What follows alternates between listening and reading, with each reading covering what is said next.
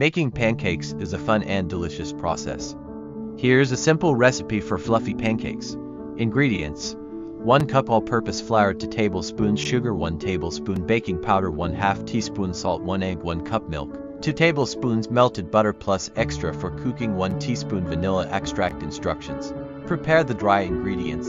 In a large bowl, whisk together the flour, sugar, baking powder, and salt. Mix the wet ingredients.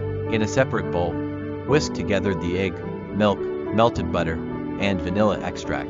Combine wet and dry ingredients.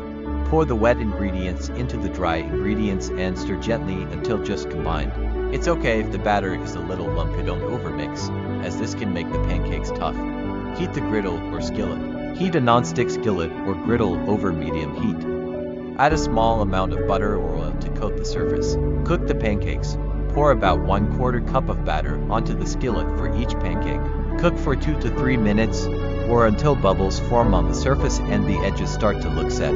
Flip the pancakes and cook for another 1 to 2 minutes until golden brown and cooked through. Serve. Stack the pancakes on a plate and serve with your favorite toppings like syrup, butter, fresh fruit, or whipped cream. Enjoy your homemade pancakes.